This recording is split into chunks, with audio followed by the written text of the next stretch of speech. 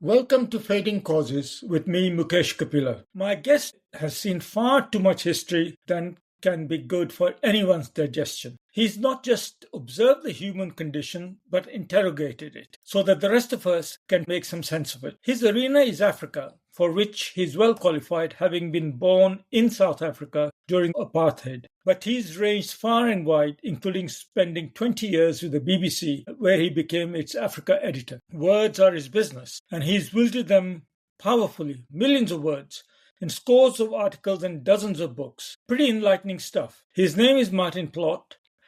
Martin, welcome to Fading Causes. I'm somewhat spoiled for choice on what to talk to you about. We could talk many episodes about your adventures, but let us focus on your latest book, Unbroken Chains. Let's start you telling us about yourself, your upbringing.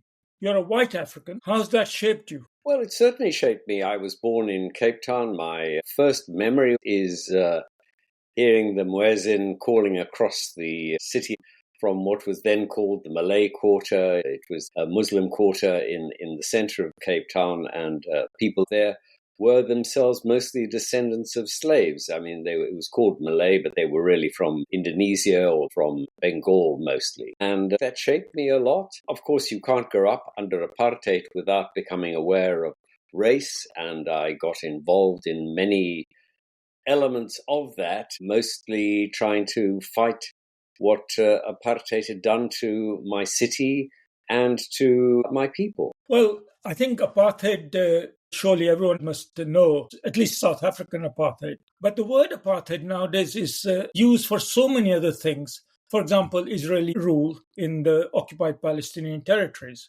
Chinese segregation of the Uyghurs or the way they run minorities, or in Myanmar, Muslim Rohingya, the way they're segregated by the dominant Buddhist majority.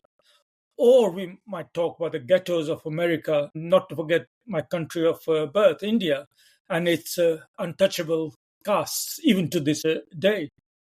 But you were the original apartheid warrior. As a young man, you got involved in the Soweto uprising, an iconic event. What was all that about, and how did you do your uprisings in those days compared to how people rise up today?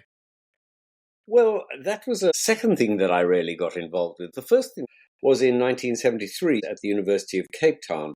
The black trade unions had been crushed, and I got involved with something called the Wages Commission, which was looking at the appalling wages that black workers were being paid. It was one of the most successful things the students ever did, because within about 3 or 4 years, we were catalytic, and the beginnings of the black trade union movement had taken off.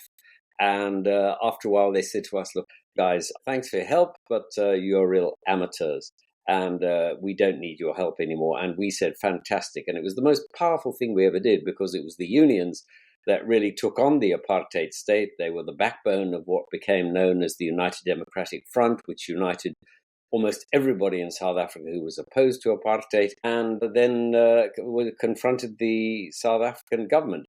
The Soweto uprising of 1976 was a different event.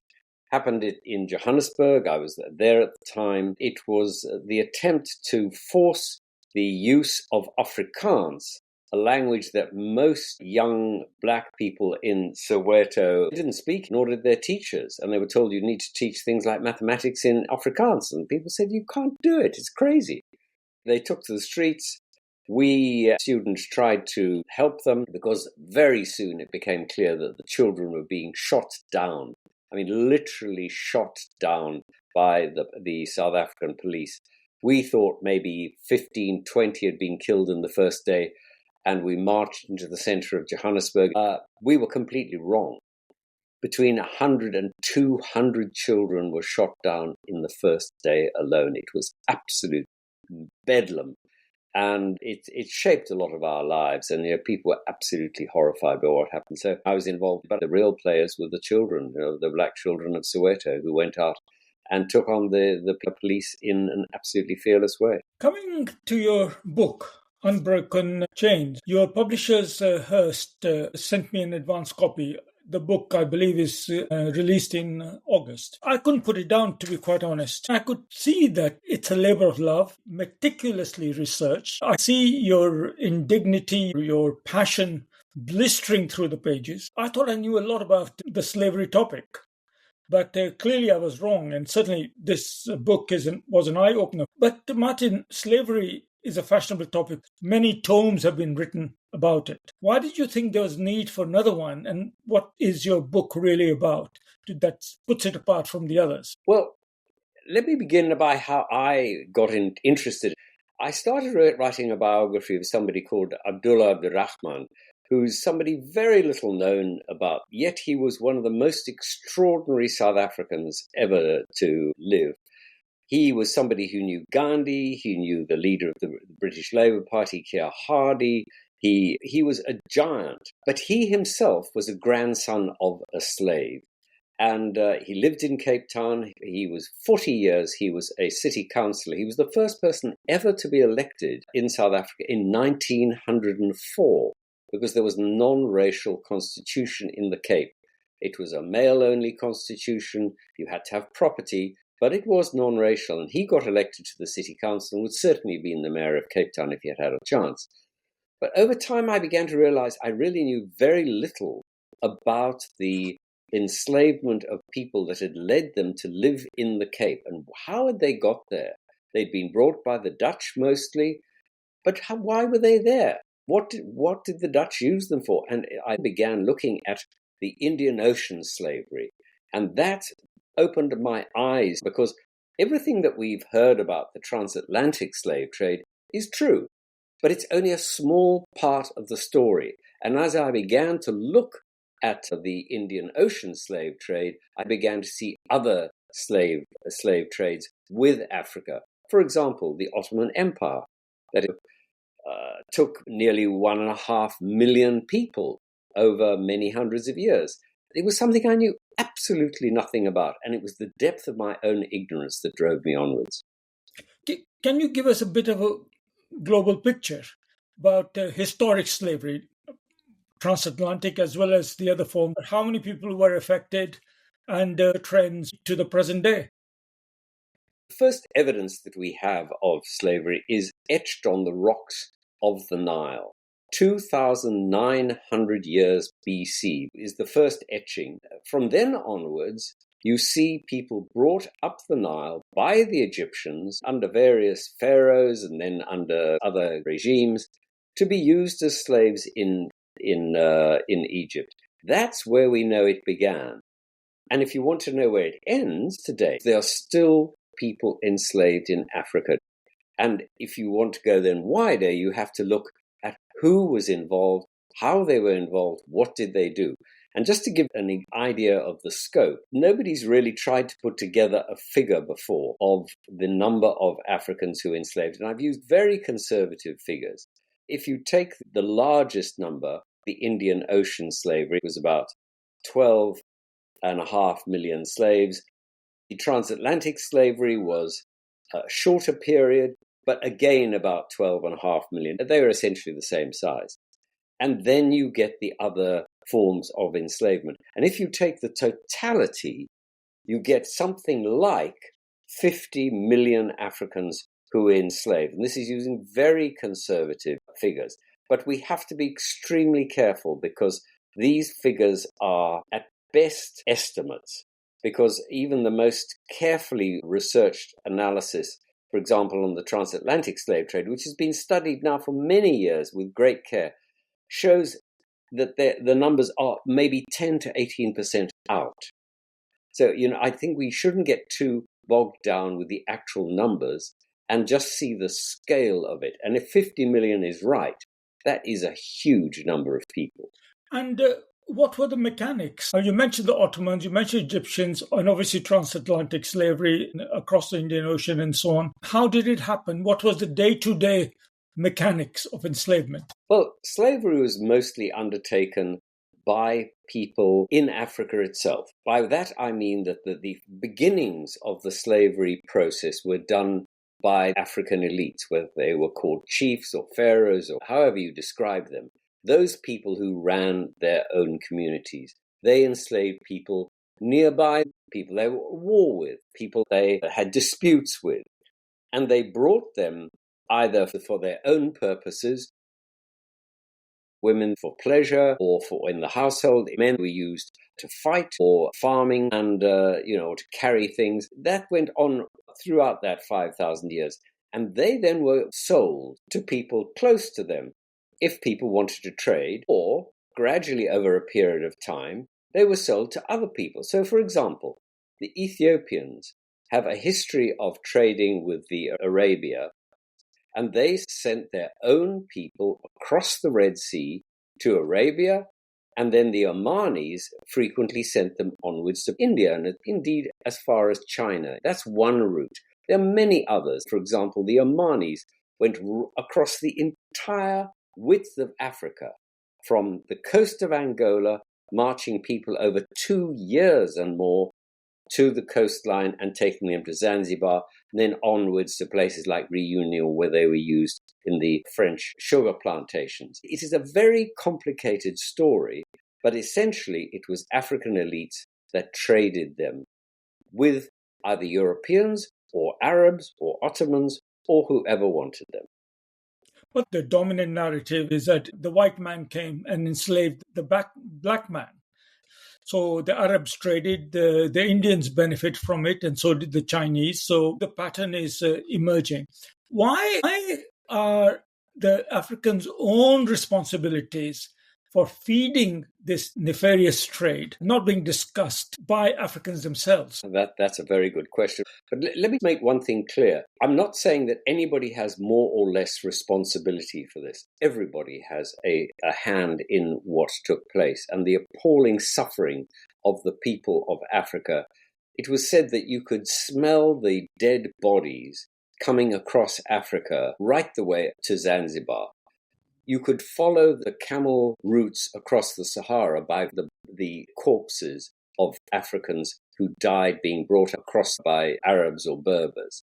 The suffering is just immense. In general, outsiders didn't go into Africa and enslave people. It was the African chiefs and leaders who enslaved their own people and then traded them along the coastline. Now, that wasn't always true. The Portuguese went deep into Angola and deep into Mozambique and did indeed go hunting for slaves themselves, just as the Omanis went deep into Africa as far as the Congo River, looking for people, and even further in some cases. So it's complicated, but essentially most slaves were enslaved by their own people or people from next door who saw them as a useful source of making money and providing the, shall we say, the raw bodies that could be used to trade for everything from guns to cloth to other items that people wanted. Whatever people wanted, they could get by taking either people or things like ivory. One of the profoundly touching impressions in your book was your vivid descriptions of the cruelty that accompanied enslavement, the way the enslaved were treated on their long journey, the violence inflicted upon them before they got to their ultimate homes. As you said, you could follow the skeletons and figure out where the slavery trails led. Why do you think people were so cruel? To that, I have no answer. I'm afraid people have been cruel to each other down the years. There's nothing special about the way Europeans or Indians or anybody else treated Africans or Africans treated each other. I'm afraid we all treat each other in this appalling way. But you're absolutely right. The way in which Europeans took Africans across the ocean was any better than anyone else treated them. And they were absolutely appalling. There were these tiny spaces that men and women were crammed into, kept there in chains. They even employed slaves as special guardians to beat them and to prevent riots and resistance. And the most appalling example of the British is the case of the Zong in the 18th century, where a captain thought perhaps he was running out of water. He threw 133 Africans overboard alive. This only came to a court because the company looked for insurance payments on the loss of their property, by which they mean the slaves. They wanted money back for the slaves they had themselves thrown overboard. And a British court just said, this is outrageous, you can't have it. That was, in fact, a huge blow to the slave trade when it happened. It's called the Zong massacre. Absolutely appalling things. So I'm afraid it's terrible then, and it's terrible now. I mean, you can still find bodies in the Sahara, almost on the same routes, with people trying to escape as refugees and migrants to get to places like Libya, almost along the same routes taken as slaves. Well, that brings me to the next point, the legacy of historic slavery. Growing up in India, nobody told me about African slaves coming to India and working in upper income households. Your book talks about the stigma, for example, attached to the survivors to the current day. Can you tell us more about that? We know quite a bit about the descendants of transatlantic slavery in the Americas, but what's happened to the descendants of slavery, say, in Turkey or Middle East or India? We haven't had much research done on it. In India, the case has been looked at. And you may know a group called the Sidis, who live in both India and Pakistan, and they complain that they are still discriminated against. They are much smaller than descendants of the African populations in the United States, for one simple reason. Most Africans taken as slaves to the Indian subcontinent were men, because they were used as fighting troops. And some of them rose to great heights because they were extremely successful and powerful. There's somebody well known in the Deccan called Amba Malik, who was extraordinarily successful. He held off the attacks from the Mughal emperors and was recognized as being a hugely significant figure. And there's still plenty of paintings of him. And he's held in some regard. There is some legacy, but much smaller than in America, because these soldiers either had to integrate with the local community, or they died out. They took Indian wives or had a relationship with Indians and gradually melded into the local communities. So there aren't many communities which still recognize that relationship. Integration was a better outcome than separate development. Are you saying that Indians treated the slaves better than the Americans treated theirs? I have no evidence for them being treated any better. It is just that they were different because they were almost all men, while in America there were many women that were brought because they were also useful.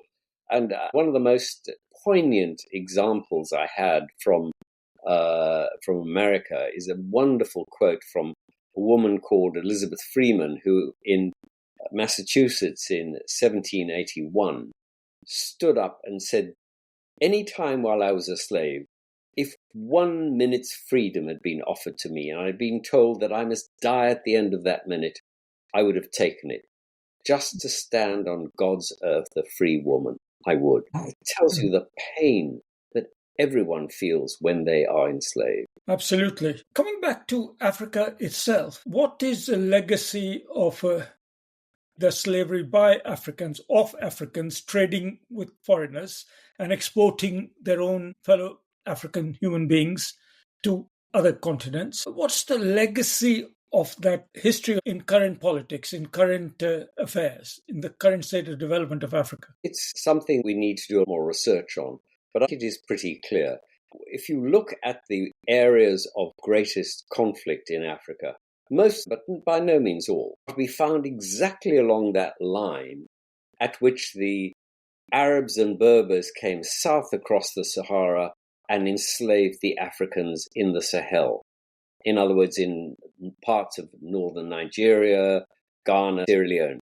And if you look at the problems that it produced in places like Sudan, you still have people in Sudan who are described by Arabs as slaves. And that term is still used to this day in 5 African countries, Mauritania, Mali, Niger, Libya, and Sudan. You can still buy, sell, and own or inherit people in those countries. I'm not talking about the modern forms of enslavement, which are terrible enough in themselves. but actually ownership. That continues to this day. And the fact that we have nothing said by the Arab League, which has 10 members in Africa, and very little said by the African Union is absolutely shocking. The way you describe it rings bells for me during my time heading the UN in Sudan, where we know about Darfur, the earlier genocide, and the current one going on. But I had never really fully understood the foundation of the visceral differences between the Arab populations of Sudan and the marginalized peripheral black populations of both South Sudan and the Darfur region. But people look exactly the same. You can't tell looking at someone whether you are from Khartoum or from Darfur because of the intermixing that has taken place over a long period of time. And yet that visceral hatred or visceral racism, whatever you call it, has been seeding conflicts for generations. Can you tease out the links between colonialism and slavery? I think for many people, it's just all conflated together. The simple narrative is colonialism happened, it enslaved a lot of people, it exploited others. Those white capitalists came and did all horrible things. And colonialism and slavery are more or less taken together. But there is a difference between the two. What's the legacy of colonialism on the enslavement experience? In reality, there's almost none. Because if you look at slavery, certainly the transatlantic slave trade, the British ended it by 1830s and then went around the world trying to tell people they should not enslave people anymore. And they went as far as the Ottoman Empire, they went to Ethiopia, and they really spent generations trying to stop it. They actually put 2 squadrons of boats, one off West Africa, one off East Africa.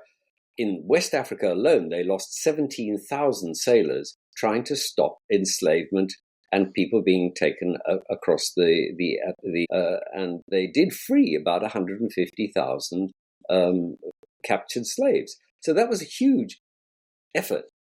But actually, colonialism by 1870 was only along the west coast of Africa in tiny portions. Yes, the north of Africa had been taken by the French, basically as an attempt to stop the Barbary pirates or corsairs, and the Cape and Natal had been taken by the British, and parts of Angola and Portugal had taken parts of Mozambique. But about 85% of Africa was completely free. There were no colonies. It was only after in the 1880s and the Congress of Berlin that there was this free-for-all scramble for Africa. And the scramble takes place at least 50 years after most European countries had finished slavery. So the connection between slavery and colonialism is very weak, much weaker than people think. That's a very interesting historical point you make, an important correction to the popular prejudice. In your book, I recall you talk about how some communities welcomed the British colonialists to come in and free them from slavery. So while the colonial enterprise was going on, in parallel, the colonialists were trying to rid the world of this evil. So are you saying that colonialism has some good points? I'm not in favor of colonialism, but if you take something like the Soweto Caliphate, which few people have heard of, but extended all the way from Cameroon to Burkina Faso and basically northern Nigeria and Niger. At the time of the War of Independence, the American Civil War in the 1860s, there were about 4 million Africans and descendants in America. There were about 4 million African slaves in the Soweto Caliphate, which had nothing to do with colonialism. And Britain came up the Niger River, conquered the Soweto Caliphate, and in the early 1900s, having not had any slaves in the British Empire for about 50 or 60 years, all of a sudden they found they had 2 million African slaves on their hands, and Lord Lugard, who is today seen as a reprehensible character because he was involved in colonialism, and I wouldn't deny that for a moment. He all of a sudden had 2 million slaves that he had to free. And it took him about 20 years to do it, because if he freed them all at once, the entire economy of the caliphate would have collapsed, because it was built on enslavement. And the enslavement that they used was essentially similar to the United States. There were dyeing pits, growing cotton and other crops. And the caliphate sent maybe 150,000 people to the coastline of Nigeria and Ghana, and then on to Brazil. That's where Brazil got a large number of their slaves from. That's just history. It doesn't make anybody think that anyone did any better or worse. It just is. Speaking of history and what we see around us, Britain is getting a lot of bad press nowadays for many reasons. Many Western countries are. But how come the British suddenly got a moral enlightenment and decided to not just abolish slavery in their own empire, but make it a crusade where they went to the Ottomans, into the Portuguese waters in Brazil, and inspected ships of other powers on the high seas to enforce their anti-slavery code? How come the British got so morally armed by this mission? Well, it's a fascinating question. But as I understand it, there was a transformation in British thinking. I talked about the Zong and how that shocked British society, which certainly did. And then gradually there was a moral crusade built mostly around Christians, particularly the Quakers. And once the Quakers decide that something needs doing, they will go on no matter how many generations it takes. And they're very moral people. And they made this the principal issue of Britain, of the Foreign Secretary, trying to end slavery wherever found. And they really went a long way to do this. They weren't always successful, and many slaves who the British freed on boats that they captured going to the Americas died before they could be taken home. And where was home? They didn't know where most of these people had been captured. So they tended to be dumped in places like Liberia and Sierra Leone because they didn't know where to put them. This caused a lot of problems. The history of Liberia, for example, is a history of clashes between freed African slaves and local populations. And you see that impact to this day. It's a tragic one. The moral imperative behind the anti-slavery movement, we can actually see it, the direct links between that to the Universal Declaration of Human Rights many decades later, and the norms and conventions around human rights that have grown up since then. But there are many wrongs in our world, aren't there? One doesn't even know where to start in terms of the atrocities being committed in war zones or inequalities and so on, poverty compounded by deprivations of many sorts. Migration is a desperate reaction to all sorts of political as well as climatic changes. Do you think we'll ever have another great moral movement in our lifetime? You and I are both quite old, so that may be a very short time. But why are we not having great moral movements at the current in our current age? I think we have them. You look at the remark by Martin Luther King: the arc of history bends towards freedom. I can't quote him exactly, but it was something like that. And I think he was right. I do think that in general, there's a greater understanding that humanity is one family. And that is embodied in the declarations of the United Nations, although they are frequently ignored. And the United Nations is frequently disparaged and derided. For me, though, those are the basic tenets of our ethical bedrock. I think that will, in the end, win out, but I'm afraid there are many battles to go before we get there, and I don't think there's any guarantee. And the thing that worries me is the amorality of so many people. People often criticize religions. There's no doubt all religions have done terrible things. I remember in Sri Lanka where the Buddhist monks, who were supposed to be tremendously pacific, had been behind some of the worst atrocities against the Tamils. But I do think that it's terrible that there has been such a loss of faith in anything, and that some of the worst atrocities are committed by people who believe in nothing except their material circumstances. And that for me is rock bottom, to believe in yourself and your comfort. I think that is completely wrong. You mentioned being optimistic about the future, but there were many battles to fight. One of the battles is about whether one can correct history by reparations. There is a very divisive debate going on about reparations, especially in the Caribbean. They're asking for billions and trillions as compensation for historic slavery. How useful is that debate and those kinds of demands in terms of building a better world today, correcting the past? I completely understand where the idea comes from. It's not for me to make a judgment on people's feelings. I'm not a moral philosopher. What I would say, however, is that the numbers involved are so stratospheric that sure as heck they're never going to be paid out. Well, then what is the point of making those demands? And if you're going to ask the British, or should we say the Portuguese, who actually did more trading across the Atlantic than the British, for these vast sums of money, why do the Sudanese not turn to the Egyptians and say, you've traded us for 5,000 years. We want everything you own.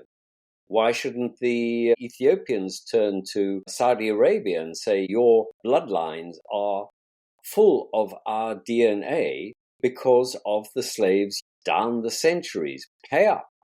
And then you could even go within countries. Why don't the southern Ethiopians ask the highland Ethiopians for payment, because it was the highlanders who basically enslaved them and sold them to the Arabs? So where do you end with this impossible series of A demands from B, B demands from C, C demands from, and so it goes on. Even Britain, for example, there were 30,000 Britons who were taken to North Africa as slaves by the Barbary corsairs.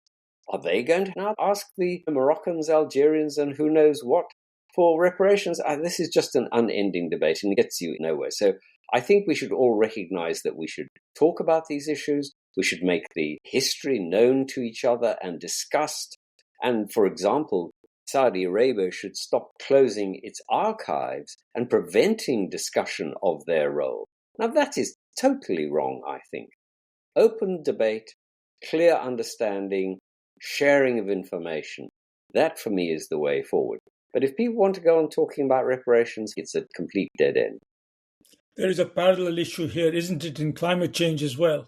The discussion going on of massive reparations and compensations due from early industrial powers. Unbroken Chains. It's a great title. It's a forbidding title. It raises a lot of questions. Where does the unbroken part of it come?